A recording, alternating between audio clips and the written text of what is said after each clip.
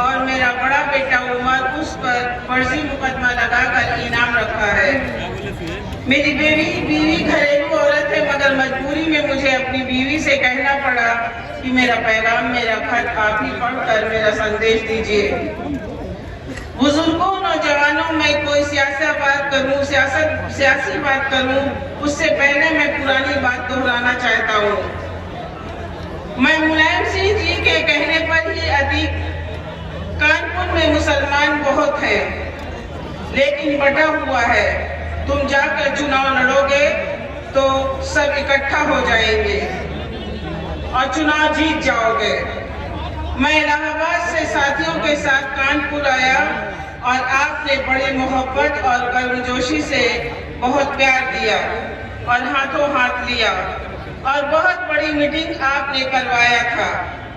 बड़ी मोहब्बत दी थी।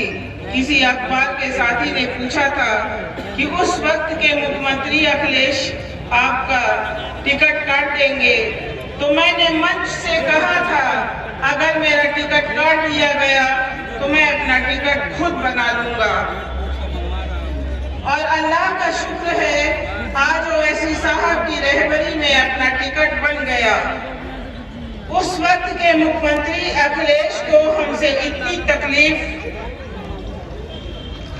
थी कि उन्होंने मुख्यमंत्री रहते मेरे ऊपर मुकदमा लिखवाया और इस डर से कि मैं निर्दलीय न लड़ जाऊं, इसलिए मुझे जेल भेजा और जेल ही नहीं भेजा बल्कि हाई कोर्ट में श्री अखिलेश की सरकार ने हलफनामा दिया कि जो इनकी पुरानी जमानतें हैं उनको कैंसिल कराने के लिए हमारी सरकार दरख्वास्त देगी। और श्री अखिलेश ने हमारी बहुत सारी जमानतें कैंसिल भी करा दी। और यही नहीं, और 5 साल मुख्यमंत्री रहते जो पहले की सरकार ने पहले की प्रॉपर्टी या सीज की थी उसको भी डीएम से कहते थे एक एक फाइल करना, सारी फाइलें एक साथ मत खोल देना। बुजुर्गों, अखिलेश जी को बिना हड्डी का मुसलमान पसंद है। हड्डीदार मुसलमान वह चाहते नहीं और न ही वह मुसलमान के मसाइल उठाना चाहते हैं और न मुसलमानों की वकालत करना चाहते हैं। मुसलमानों को नहीं चाहते बल्कि मुसलमानों का वोट चाहते हैं। मुसलमानों का कोई भी मसला रहा हो, चाहे वो एनआरसी का हो या सीएए का मामला हो, चाहे वह आजम खां का मामला हो, और आजम खां के मामले में इनकी चुप्पी देखकर मैं समझ गया था कि यह मुसलमानों से दूरी बना रहे हैं। बुजुर्गों, मुझे अफसोस दर अफसोस है कि अखिलेश खुद यादव 7% है, राजभर 2% है, जाट 3% है। यह सबसे घूम घूम के हाथ मिला रहे हैं और एमआईएम को टोटल रिजेक्ट कर रहे हैं। जब कोई इनसे कहता है कि मुसलमान एमआईएम की तरफ जा रहा है तो ये कहते हैं कि थोड़ा सा वोट खराब होगा, बाकी सारा मुसलमान भारतीय जनता पार्टी के पार्टी से इतना डरा हुआ है कि बीजेपी के डर से वह सारा वोट सपा को दे देगा और एमआईएम हमेशा के लिए खत्म हो जाएगी। बुजुर्गों, मेरी बात ध्यान से सुनिए। कोई पार्टी नहीं चाहती कि मुसलमानों की पार्टी बने। हम इस मुल्क में 35 करोड़ से ऊपर हैं। उत्तर प्रदेश में हम 20-22% है। हमारी तादाद बहुत है। हम वोट का समुद्र है। यह सब नदी और नाले हैं। श्री अखिलेश जी चाहते हैं कि मुसलमान हमें वोट तो दे, मजबूरी में दे या डर के दे।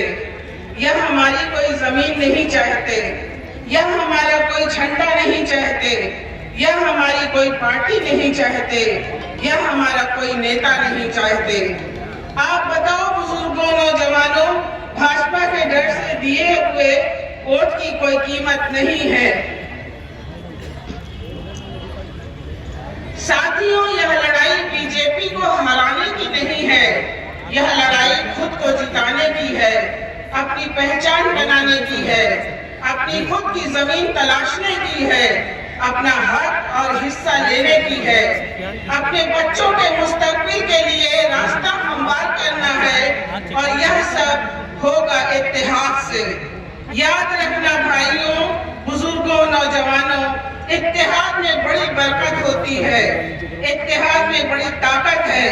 आपके सामने मिसाल है, हमारे दलित भाइयों ने जो कि हमारे बराबर हैं, उनमें इत्तेहाद हुआ और इकट्ठे हुए। उन्होंने इकट्ठा होकर मुहतरमा मायावती को कई बार मुख्यमंत्री बनाया। आज हर बिरादरी के पास नेता है, चाहे वह कुर्मी हो, निषाद हो, राजभर हो, बनिया, ब्राह्मण या ठाकुर हो। मुसलमानों की तादाद सबसे बड़ी है, लेकिन मुसलमानों का कोई अमीर या नेता नहीं है। जबकि हुजूर सल्लल्लाहु अलैहि वसल्लम ने फरमाया कि तुम सफर में हो तो भी अपना एक अमीर चुन लो। लेकिन अफसोस दर अफसोस, इतनी बड़ी तादाद होने के बावजूद हमने अपना कोई नेता नहीं बनाया। जबकि अल्लाह का शुक्र है कि अल्लाह ने हमें एक काबिल और एक लायक नमाजी और परहेजगार शख्सियत जनाब असदुद्दीन ओवैसी को दिया है। श्री अखिलेश जिन्ना का नाम लेकर मुसलमानों को खुश करना चाहते हैं, जबकि जिन्ना शराबी थे। इंग्लैंड में जिन्ना ने खुद कहा था कि मैं मुसलमान का नेता नहीं बल्कि वकील हूँ, और मुसलमानों के साथ ऐसी गद्दारी किया कि मुल्क का बंटवारा करा दिया, जिसकी भारी कीमत मुसलमानों को चुकानी पड़ी और आज भी चुकानी पड़ रही है। आजादी के 75 साल बाद आज मुसलमान टायर का पंचर बना रहा है, टेंडर या पेंटर है, मजदूरी कर रहा है या रिक्शा चला रहा है। बुजुर्गों, इस मुल्क में हमारी हिस्सेदारी है, चारों तरफ हमारी निशानियां हैं, लेकिन हमारा हिस्सा हमें नहीं मिल रहा है। चूंकि हमारे पास लीडर नहीं है। लंबे वक्त तक हमने कांग्रेस को वोट दिया। कांग्रेस कभी हमें दंगे करवाकर डराती थी, कभी स्वयं इंदिरा गांधी सर पर पल्लू डालकर ख्वाजा मोइनुद्दीन की दरगाह पर चादर चढ़ाती थी, कभी दिल्ली में रोजा अफ्तार होता था और मुसलमान खुश हो जाता था। उसकी रोजी रोटी का या उसकी नौकरी की बात ना करके उसको चूरन खिलाकर राजी किया जाता था। स्वयं विश्वनाथ प्रताप सिंह के कंधे पर बैठकर यूपी में समाजवादी पार्टी की सरकार आई और मुसलमानों ने अपना मुस्तकबिल मुलायम सिंह यादव जी से जोड़ लिया। वह तो कुछ मुरव्वती थे, काम तो नहीं किया, लेकिन मुसलमानों को बेइज्जत भी नहीं किया। लेकिन अफसोस, उनके बेटे श्री अखिलेश यादव जो अपने आप को नया नेहरू साबित करना चाहते हैं, तकब्बुर और घमंड में चूर हैं। इन्होंने तो मुसलमानों की बात भी करना बंद कर दिया। नौजवानों, हमें भाजपा से कोई शिकायत नहीं है, शिकायत उससे होती है जिससे कोई उम्मीद होती है। भाजपा ने तो दीवारों पर नारे लिख दिए थे कि मुसलमानों, तुम्हारा स्थान कब्रिस्तान या पाकिस्तान है, जबकि हम वो हैं कि हमारे बुजुर्ग बंटवारे के वक्त अपना वतन छोड़कर पाकिस्तान नहीं गए। इस मुल्क की आजादी में मुसलमान उलेमाओं ने बहुत कुर्बानी दी और आज तक अपने मुल्क हिंदुस्तान से किसी मुसलमान ने गद्दारी नहीं की। हर मैदान में मुसलमानों ने दुनिया में मुल्क का नाम रोशन किया। उसको अगर आपने क्रिकेट में मौका दिया तो नवाब पटौदी व अजहरुद्दीन हो गया, उसके हाथ में तबला दिया तो उस्ताद अमजद अली खां हो गया, और उसके हाथ में शहनाई दिया तो बिस्मिल्लाह खां हो गया, और उसके हाथ में बंदूक दिया तो पाकिस्तान का सबसे ज्यादा टैंक तोड़ने वाला अब्दुल हमीद हो गया, और उसके हाथ में कलम दिया तो हिंदुस्तान के लिए एटम बम बनाने वाला अब्दुल कलाम हो गया।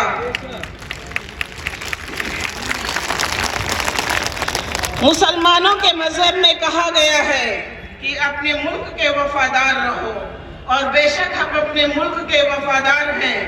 हम अपनी लड़ाई संविधान के दायरे में रहकर लड़ रहे हैं और संविधान हमें अपना हक लेने का अधिकार देता है।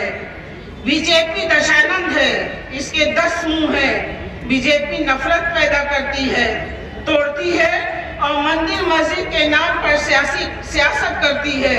मुसलमानों को गद्दार कहती है। भाजपा के लोगों, पाकिस्तान रोज छेड़छाड़ कर रहा है।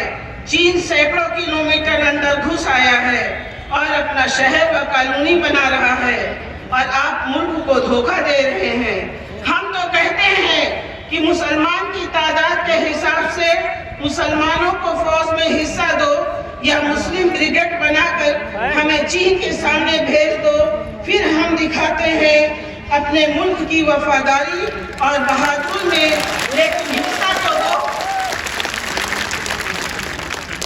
मुसलमानों, यह लड़ाई बीजेपी को हराने की नहीं या एमएलए एमपी बनाने की नहीं, यह लड़ाई हमारे हक की है, हमारे वजूद की, वह हमारी पहचान की है। हमें इकट्ठा होना है, अपनी जमीन तैयार करनी है, अपना घर बनाना है, अपने झंडे को बुलंद करना है, तब अपना हक लेना है। अपना वजूद, अपनी हैसियत बताने के लिए बुजुर्गों, नौजवानों, चाहे हम 10-20 सीटें ही जीते, लेकिन इनको 100-150 सीटें हरवा दो, तब ये मजबूर हो जाएंगे हमारा हक देने पर। तब ये मजबूर हो जाएंगे हमारा हक देने पर। अपनी ताकत बना लो। बीजेपी के डर से दिए गए वोट की कीमत नहीं है। डरना बंद करो। इतनी पहचान तो बना लो कि आने वाले लोकसभा के चुनाव में सारी पार्टियां मजबूर हो जाएं एमआईएम की तरफ हाथ बढ़ाने को। जब हमारे नेता असदुद्दीन ओवैसी साहब अकेले सारी पार्लियामेंट को मजबूर कर देते हैं उनकी बात सुनने के लिए, तो उनके पीछे 10-20 सांसद खड़े होंगे तो हम सरकार बनाने और बिगाड़ने के लायक हो जाएंगे। फिर इंशाअल्लाह ओवैसी साहब हमारा हक हमको दिला देंगे। हमारे बच्चे भी आईएएस व आईपीएस बनेंगे, इंजीनियर और डॉक्टर बनेंगे और हमारे बच्चों को अच्छी तालीम और नौकरियां मिलनी शुरू हो जाएंगी।